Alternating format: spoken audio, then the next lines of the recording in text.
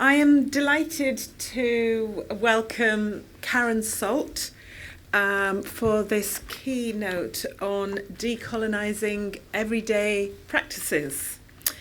Karen is based at the University of Nottingham, where she directs the Centre for Research in Race and Rights and leads the university's Black Studies PhD programme, the first interdisciplinary programme of its kind in Europe. She has over 26 years of experience working in and with communities, organisations, charities and government bodies, non-profits engaging in community development work. She is the author of The Unfinished Revolution, Haiti, Black Sovereignty and Power in the 19th Century Atlantic World, published by Liverpool University Press. And she's working on a couple of new projects, Theorising Futures in an Age of Twilight and States of Blackness, Debt, Nationhood and Power in Haiti, Liberia and Abyssinia. Karen's going to talk for about half an hour, so we'll have a really good discussion at the end of that. Brilliant. Thanks, Karen.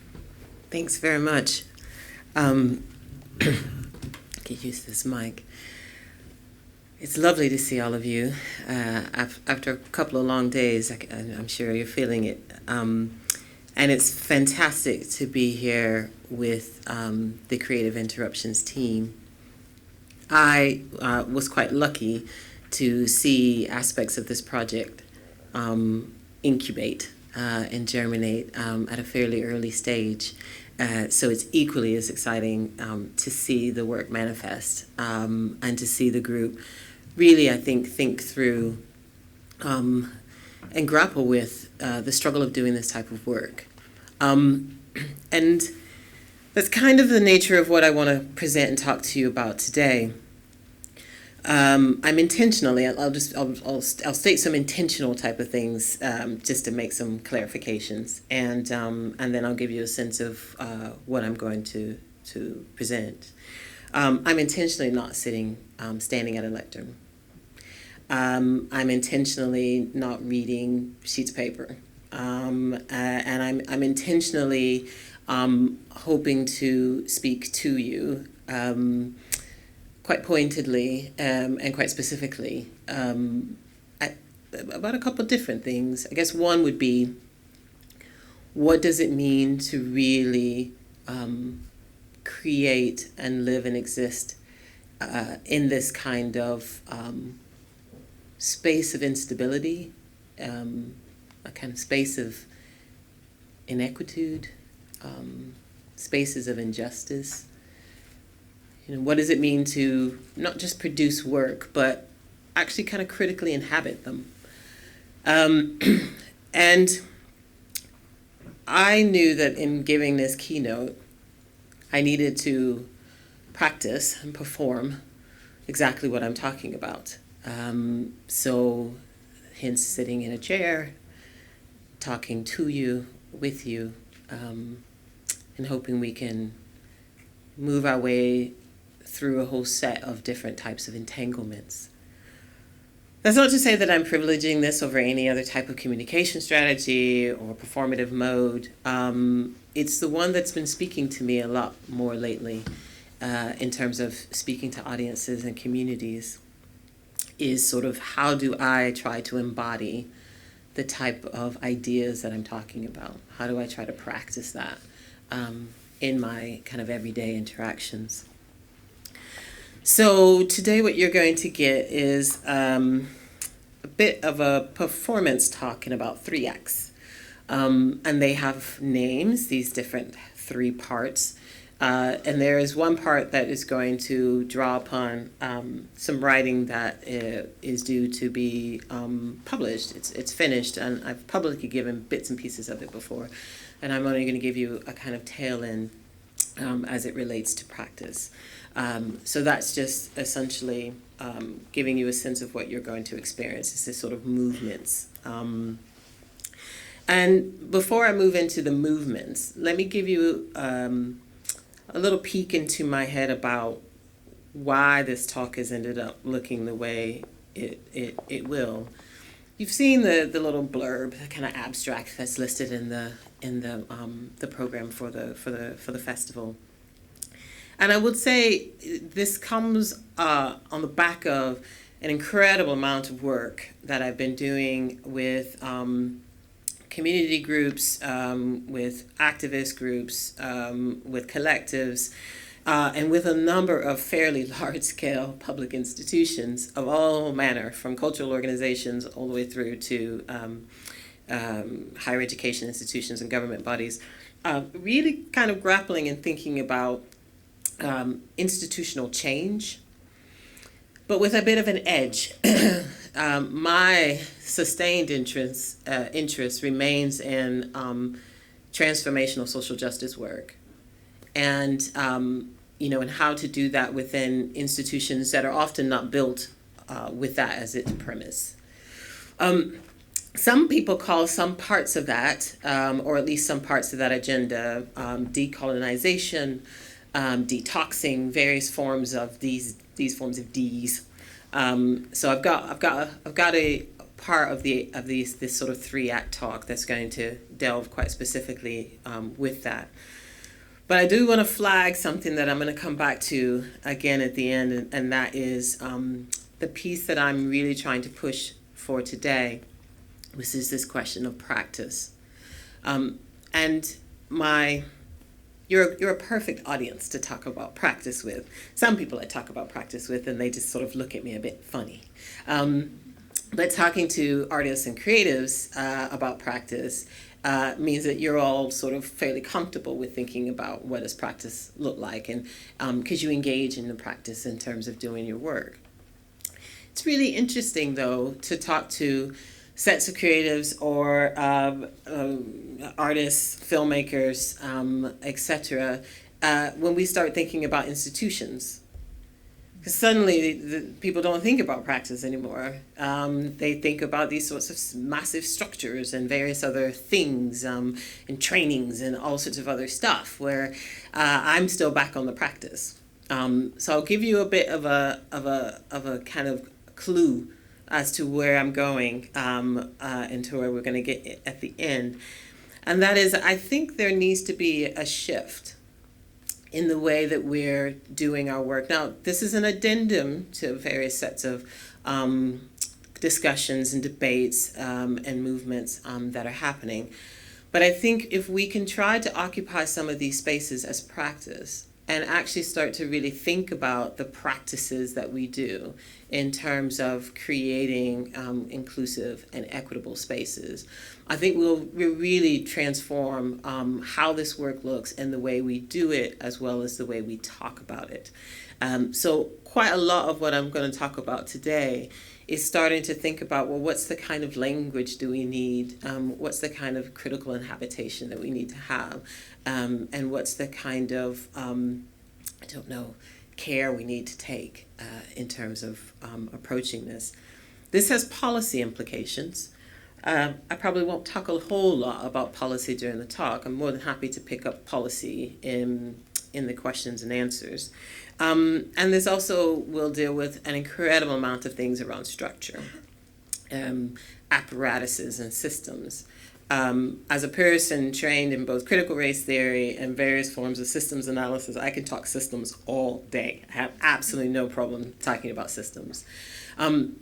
But my interest in thinking about kind of large-scale structures and systems is really, how does that sit alongside of the individual everyday practice, and these sets of kind of exchanges between the two, because that's really legitimately how it works.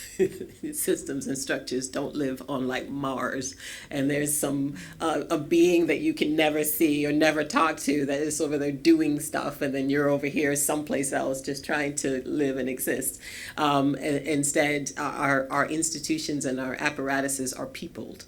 And they're peopled in ways that means that we need to reckon the sort of movement back and forth between those peoples and the structures that they're building, and the histories that they sit on top of, and the dispossession that has given some of them meaning.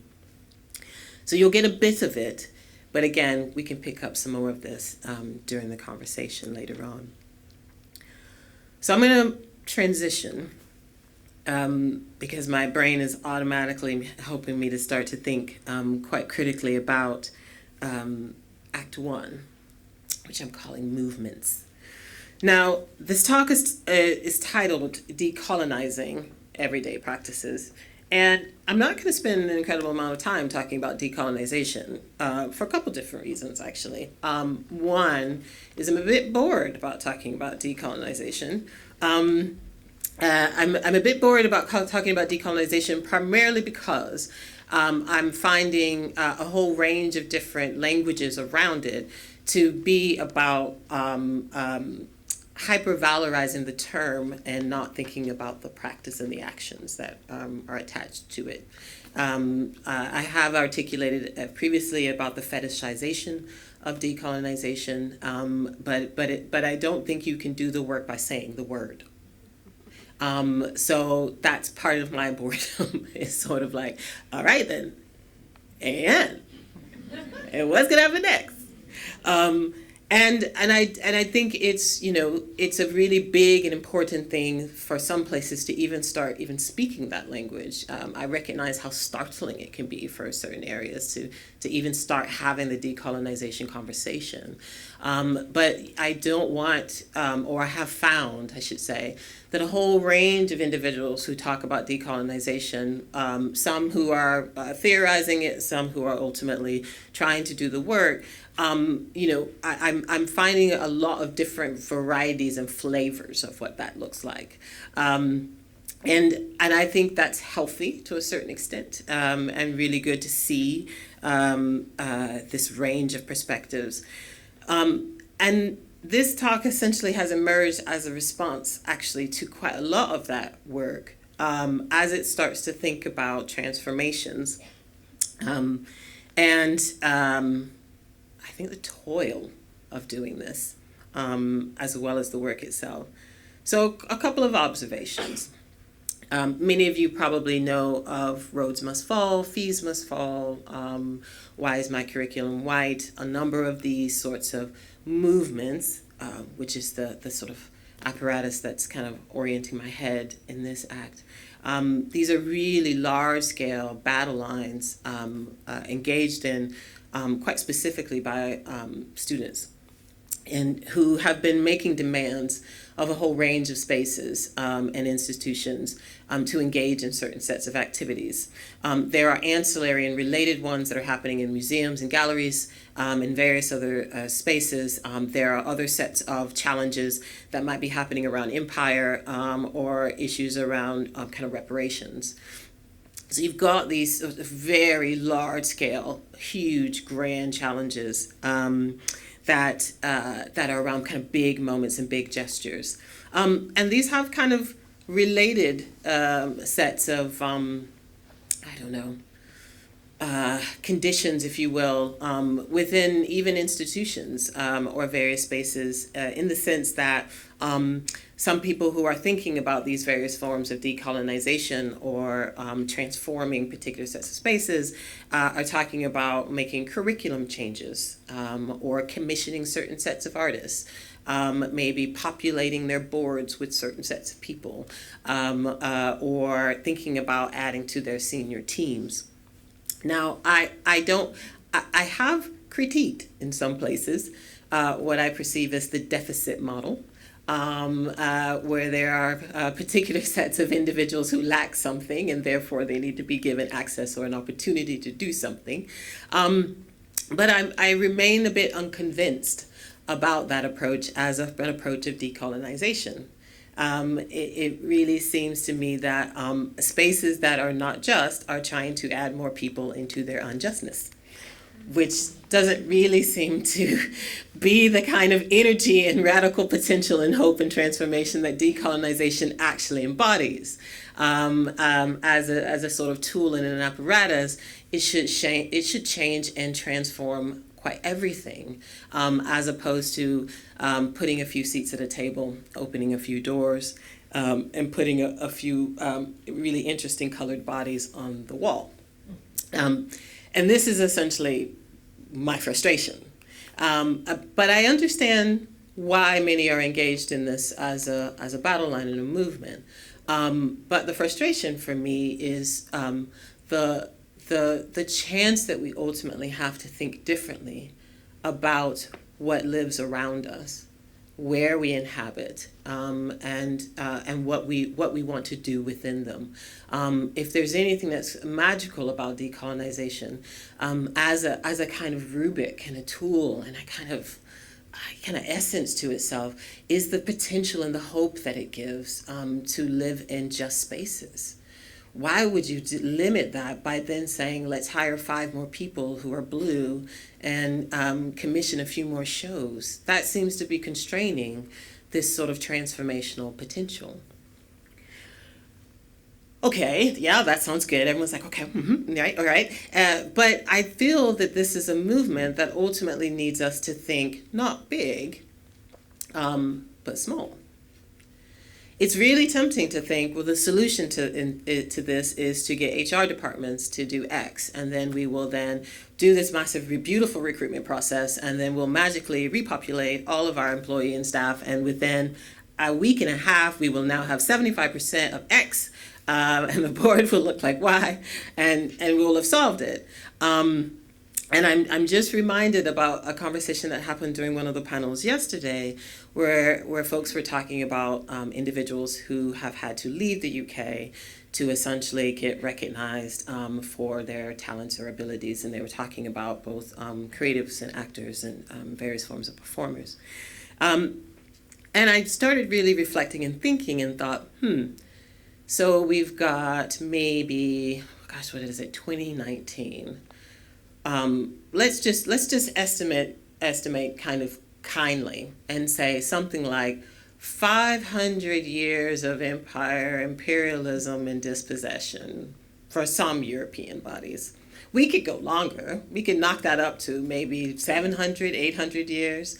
And if you start to think about this long period of accretion and changes and various other forms of movements that have existed in this space, it's a drop in the bucket, the fact that somebody's had to leave or move or do something. And in fact, the reality is that people have been moving and thinking and shifting for that whole time period. I had a brief conversation with Germinda where I was saying to her that I was really encouraged by what she was saying about Europeans. This was in her keynote yesterday. People from Europe who have left at different waves to go off to various other places, whether or not it's through settler colonialism or etc. And I started thinking about the waves of different folks from parts in the Caribbean or from parts of East or West Africa who've moved either forced or chosen into various forms and spaces, whether or not people who are working in the silver mines, leaving parts of the Caribbean, going into Latin America. That's a massive wave where people were chasing the potential to make money. Or we're talking about those who might be from China, brought in quite specifically to work in various industries into the Caribbean, so that there is a fairly sizable Chinese Caribbean population that exists, primarily taking up things like tobacco growing in parts of Cuba, for example. Now, these are people moving about. And they're moving in ways that isn't new in terms of these sort of large-scale kind of structural types of things. But maybe what's new to a certain extent is the way we frame the narrative. So let me give you a little example. A slight tangent, but gives me an opportunity to talk about somebody that I enjoy talking about. So Mary Seacole. Who knows Mary Seacole? So that's pretty impressive. I'd hazard a guess 20-something, 25 years ago, that number would be kind of small in terms of folks that know of Mary Seacole. What do we know about Mary Seacole? So people who know her well, don't say anything. What do we know about Mary Seacole? Nurse, okay. Scottish and Jamaican. Florence Nightingale. Hey, excellent. Yelly, you won't let me be a nurse, right? And then kids do poultices, and There's huge battle lines about Mary Seacole. Mary Seacole is goes through periods of time of being the most celebrated in the National Portrait Gallery. There's all sorts of things that we could talk about Mary Seacole. I'm really interested in talking about Mary Seacole as an entrepreneur. And I'm kind of fascinated, actually, that the story about Mary Seacole, as great as all that other stuff isn't a story about an entrepreneur. This is a person who had a business in just outside Cologne, who had another business around the Crimea, who traveled as a woman by herself across all these terrains, amassed merchandise in multiple places and countries, set up hotels and businesses in both of those places, and in one situation in the midst of a war. I'm not sure why we're not talking about her as an entrepreneur. We're definitely not talking about her movements and her migration and her abilities to make particular sets of choices. And this is where, the little things, right? I'm really quite fascinated by Mary Seacole's practice. So the medical practice, I think there's been quite a lot of work done to really try to understand that. Even the Imperial War Museum is trying to recuperate her as essentially an engine of power in terms of being Mother Seacole. But for some reason, the fact that she was a Black businesswoman has been left out of the conversation, completely abandoned. So that story doesn't get recreated. You don't see her hotel. You don't actually see these sort of recreation of that kind of power. And I'm really interested in that kind of practice, right? What is it about these sorts of reclaiming moments that we might be into, these various forms of movements that allow us to lose sight of some of the bigness and the radical potential of telling these stories by sort of reducing it down? Now, this isn't to deny that the poultices and the healing work and the knowledge that it has is transformative and important. It's just the fact that she did all of that while being a businesswoman and quite good at it. And yet that is not the story that is routinely told about her. So I'm waiting for the business school to essentially recover her. And I'm waiting for the Bank of England to recover her. I'm waiting for these places to start talking about her innovation. So that therefore that story that is already written. I mean, she writes it. She narrates all of this. This isn't something I've had to go into any archive magically to find to try to tell about Mary Seacole. She's very forthright about how amazing she is in her own narrative. But that's something to me about how critically important it is to think about the everydayness and thinking about what is the decolonizing work that needs to happen. Because in some ways, that is the radical potential, to try to take these sorts of stories and these sorts of urgencies and really think about the wideness and the breadth and the possibilities, to tell this story about movement, to actually move with the story, to move with her. And that's really quite important. Fred Moten talks about to create new maps or to create new futures, we need to move. And he thinks about moving and mapping, and I've been riffing around this moving and mapping, not trying to create a kind of ableist understanding of movement, but to really try to think about what needs to happen in the shifts of the ways we think and the ways we build, and quite importantly, I think the ways we create. To really start to think about the radical potentialities. Right, but how would we interrupt all these, right? So this is my second part. Where I've been thinking a lot about transformation. Often what I talk about as kind of reparative work, really. Because in some ways, these movements that we're talking about, or this radical potential, it's enacted by different sets of people who have different scales of relationality, who might have different forms of equity. Any of you that are embedded within organizations or working within various marginalized kind of structures might not have the opportunity or might feel constrained about this radical potential. Your lived experience is one that may be a future that is a future of struggle. For others of you, you maybe at this moment of really thinking about creativity, the power, the being, the living in the now, the listening, you might be on this really amazing journey, but you may be stretched in terms of your capacity. We talked a little bit yesterday about emotional labor, and I'd be remiss if there was a moment for me not to address the toil that it takes to do transformation, the energy that it takes to do it, the sort of psychic challenge to stay present at every moment where you are keeping that alive enough that you can do the work, and keeping yourself whole in the process so that you can return back to this place where you can dive in and pull out your creative energy. I mean, it's just, which is one of the things, back to my frustration, or at least my concern about the ways that decolonization is framed by some, not all, but is often framed in a kind of operational kind of thing. You know, if you follow these sort of rubrics and this framework and this thing, you'll have this, and I'm just like, well, what do you do when you get all the mess? How do you actually deal with what that actually entails? And how do you actually allow the process of dismantling, reaffirming perhaps, or redistribution to occur? Who bears that weight?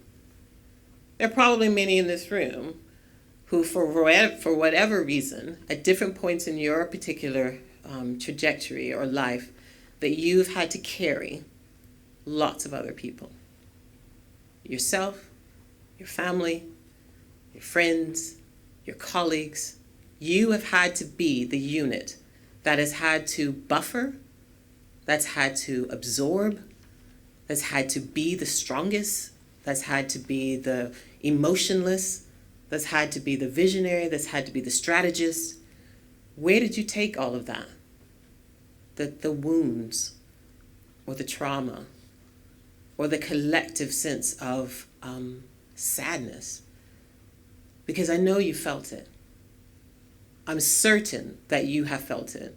And you've either buried it as far into your being as possible so that you ultimately can never see it, so that you can keep doing the work.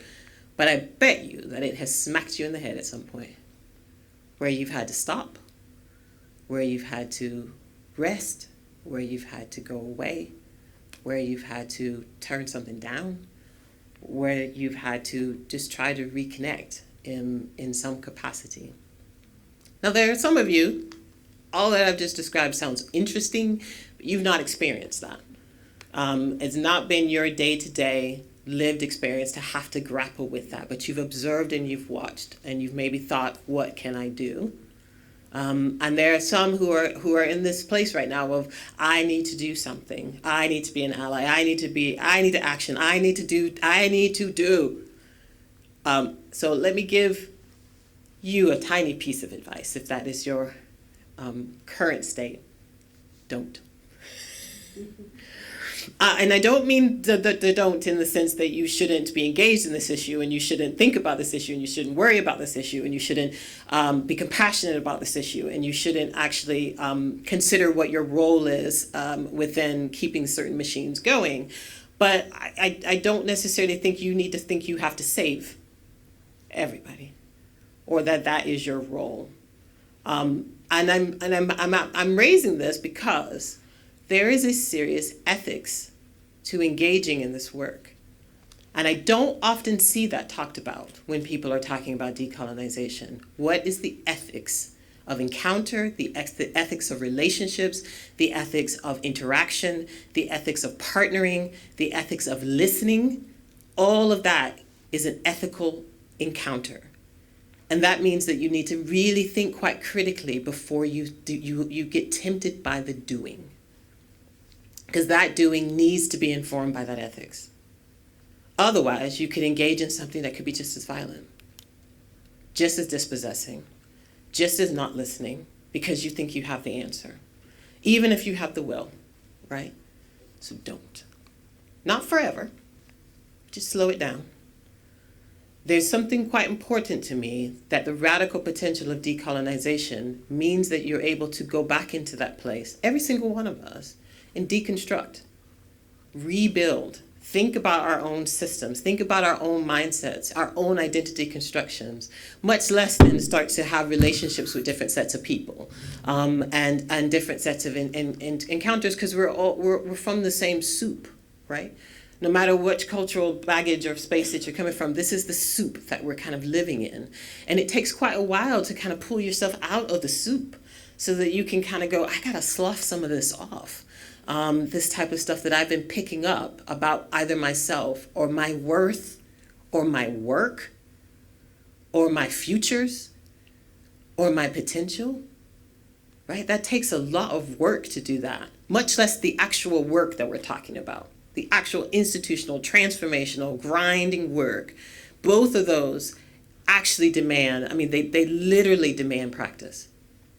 If you think you can deny that, it'll come back to you at some particular point if you don't keep that present at all times, engaging it the same way, the same kind of care that you might have about whatever type of medium you work in, or whatever type of work that you produce. You have a practice of that you know how beautiful it is when you give that practice space to be creative, the space to be challenging, the space to actually pull from you. You have to take that same kind of energy to the type of work that I'm talking about.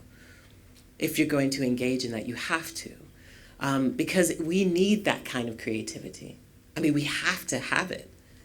That is what these sorts of systems, these systemic dispossession and dislocation, it calls for that kind of creativity. And I'm emphatic. I mean, I'm not 100% convinced that we'll do it all the time, but I'm emphatic that it is amazing when we can create that kind of work, and we can be in the presence of it, and when we can see it, and when we can feel it, and when we can be it. Okay, so what do I kind of mean by practice? So I'll have a tiny little riff, and then I'm going to do the reading for you.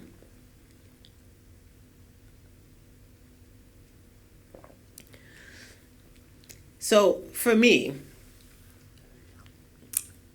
practice is an everydayness, but it also is an accretion of little bits. So emails, phone calls, walking in a building, exchanges with the cleaning staff, caterers, looking for the people who are invisible in spaces, the ushers in this room, the people who have been providing us the food over the last few days, the folks who have been helping us move on and off if you've been taking the tube. Every single bit of that. Because it gets easy, doesn't it, to not see, to not have an interaction, to get focused on doing our work, to get on with doing the thing that we need to do.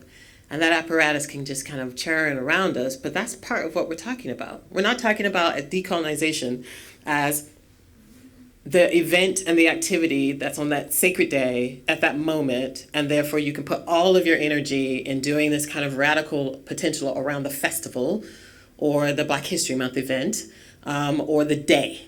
And then the everydayness that exists every place else just kind of churns as it should. And you get on with things, because that is not the type of potential and transformation we're talking about. If your transformation, and I'll be okay with it, but I'm hoping you're gonna up your game, and you want to live in a world that is just everywhere, and not just only when it matters to your films or your artwork being produced and absorbed, right? Because that just seems really quite limited if it's going to only have that kind of potential at that particular point in time. I want to live in a space where every single apparatus, every part, feels like it's embodying and living and breathing that sort of transformation. Now, I don't think everybody can do all this all the time. It's tiring. These systems have been in place for a long time. And there are also different costs to this. Some of you may not be able to take this on at this particular moment in your lives. So you need boosting. You need friends. You need co-conspirators who you can bounce off of as you're moving forward. And we also, I think, need to start to listen to each other. I'm quite amazed at the amount of amazing work that's being done in lots of spaces, sometimes formally and sometimes informally, that's just not shared. And part of that is because people feel like they're by themselves. Doing this particular set of work, fighting this particular set of this grind, or they're tired. They've been doing this for 9,000 years and they are exhausted, just tired.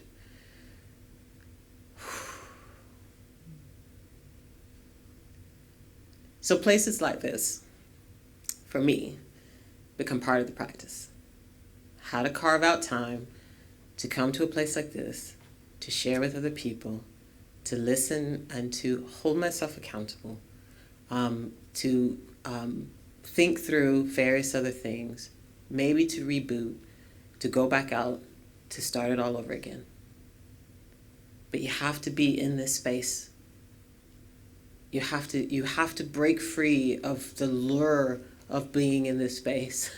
I mean, risers, dispersed set of people, everyone's got the thingies, or they're just writing it down. I mean, you might be tweeting, or just like, you're kind of here. I know you're here, but you're also doing all the things that we've kind of trained ourselves in terms of what you do when you come to stuff like this. I need to publicize this to the world. I need to talk about all of these things, and I need to share about this because other people, I can't be here, and I need to do this. I was like, okay, but kind of you reflect.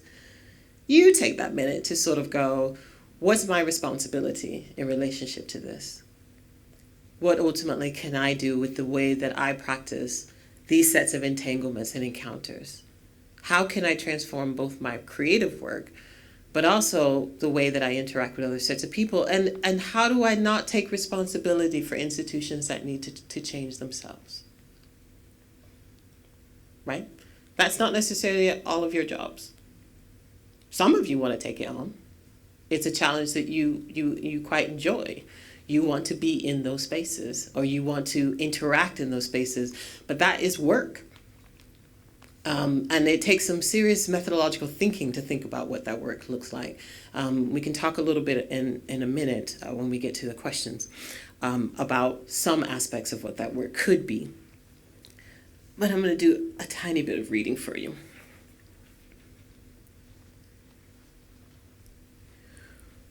Right. So this is from a piece that I've done that's going to be coming out in a collection on Circumflex as part of an exhibition from amazing artists. I'm going to talk about it in a little bit. And my actual title, I think, is about essentially a riff on what we've been talking about now, which is living and being in unjust spaces. So this section is talking about insertion as mere present absence or ghosts. So essential to this project, and here we can substitute decolonization or transformation or even inclusion, is the calculation for when to intervene, what to include and for what purpose. Do we really want to be included in unsafe spaces within the terms of conditions in which one can now be present as a present absence, but continuously restricted in exercising one's humanity, creativity, and power? And if we can create insertions and additions that are informed by new ways of imagining and being in an equitable world, how then do we resist the terms of being that might simply reify our revisions, uttering new words in the accent of older forms of debt and speculation? These are big and thorny questions, but we have some ways of addressing them, especially if we think through a couple of different things. And here I want to just pause for a minute and give you a quote from an essay from Zadie Smith. This is from her recent collection called Feel Free, where she says, "You can't fight fire with air, but equally you can't fight for a freedom you've forgotten how to identify." Right? It's really resonant to me. And I've also been thinking about the work and utilizing quite a lot of the work of Alexis Pauline Gumbs, who is a fabulous poet, performance artist, as well as scholar. So Gumbs considers how to work in and through archives of limitation while constructing fields of radical hope. First, Gumbs warns about searching for finality within spaces where the target, knowledge or information, exists within what she calls the coded language of the air. Now, this is not a place of exactitude, but Gumbs actually suspects that this might actually be part of the point of this disempowerment. This is nonsense, okay? Not as radical disorganizational tactic, but as a shifting logic in a brutal regime of dislocation. Essentially saying you can't fight what you can't know. But Gumbs does state that, although Gumbs state what meaning meant was meaningless, she has a spiritual answer to this that does not let this exclaim tumble into despair. Similar to people like Fred Moten and others, Gumbs implores her readers to respond to the meaningless with creativity, in her case, poetry. If I added my own, I'd emphasize, and I'm continuing to emphasize, practice and movement within a political frame. Now, suturing these strategies and formulations together should provide the ready energies and frameworks to produce inclusion as a means of existence, perhaps, and revision with a purpose to change our relations to various apparatuses in our society and to each other. The challenge, of course, is how to resist allowing the insertion or just the act of adding anything to stand in for the hard work of dismantling systems of oppression. So putting something in, or in fact being put in, as the inserted inclusion at the other end in an effort to bring inclusion magically with you, will not transform discourses or institutions. This should be a t-shirt. Spaces that lack long-term sustainable structures of equitable exchange or inclusion cannot imagine that they will fix what may be deeply situated inequities and disadvantage by simply making a few visibly minoritized people more visible. Practicing inclusion requires more than mere presence. Now, representation matters, but as I have been stressing, so too does practice. Moving within a limited world also requires more than the desire to shift or go elsewhere. Rather than see the implementation of any of this as a finished action, it is critical to see it as part of a larger performance, a strategy of contention and consideration in which we move the action, words, or visual field out from or above the world that exists below our words or our actions. And I think the difficulty we've got, of course, is we're talking about a space in flux. We're talking about a world in flux. I'm a bit scared to read the news today. I'm not really sure what we're going to encounter exactly. So it does feel like an incredible amount of urgency that's surrounding us, much less the levels of violence and brutality and other sets of conditions and practices that are ongoing. They haven't necessarily shifted considerably. So where to start? I think that is the crux of where to start.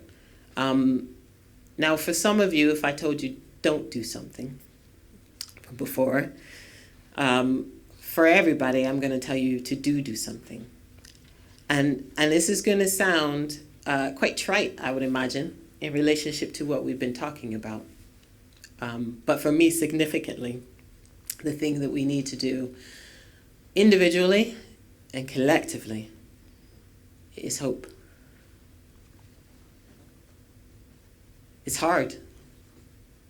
And I do mean hope, but I mean hope in the sense where we're not imagining or fetishizing the next day or the finished in an effort to not do the work. And I'll explain a little bit what I mean about that, and then I'll conclude.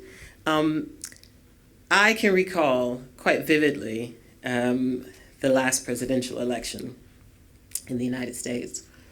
And I can remember waking up and before, so my radio goes on immediately as my alarm clock at a certain time. And I woke up before that alarm clock went off. And I remember sitting there thinking, okay. And then the news hit. The alarm clock obviously goes off, and I hear the news, and I literally experienced this immense feeling of sadness. And I had to spend some time trying to think about why I was sad. Like what was I actually sad about? Was I sad that there were racists in the world? Were I sad that there was a wealthy person who I'd known for a while who wasn't overly wealthy when I knew him? I used to live just outside of New York for a very long time. So the individual who essentially won that election is someone who's been known to me for ages. So this isn't a new interaction. And I just really had to sit for a long time and think, what was I sad about? And it actually became really clear to me that what I was really sad about, at the core of my being, was imagining a different world. That's what saddened me. This space that I'd gotten into of thinking, not necessarily that the work was going to be easier or better or nicer, or that we moved in a certain set of laws and a certain set of practices, and it seemed like we were on this particular set of trajectories and movements forward. I've seen this play out now throughout Europe and in the UK and various places in Brazil, around the globe, and part of that moment, I think, was just sort of letting go of my own imagined understanding of what my work was. Like, that was really quite crucial. So the hope that I'm hoping that you hold on to is a hope that isn't necessarily fully already formed. It's a hope that is able to embrace the radical potential, but allows you to go on this journey, allows you to go with others ethically on this journey. It's a hope that is filled with the radical potential as opposed to a constrained narrative or a constrained understanding of what you can do or what you can be or what you can transform. It's a hope that is breathed and understood, that you are on a long line of other people who've been in this exact space for a long, long time. And so you are not by yourself. You are not alone. And you're connected in ways that are critically important. But I'm hoping, above all else, that the hope that you have is one that allows me and you and other sets of people to be together as a collective when it's appropriate, where it's appropriate, and with the type of care that can recognize what each of us need to essentially exist in these spaces. That is essentially the thing that I want you to do, is to be and live that hope as much as you can, to touch it, to nurture it, to live it, to love it, to breathe on it, to give it space, to put it to bed, whatever you need to do to keep it there so that it can infuse your life and your love and your creativity with so much potential. So thank you very much.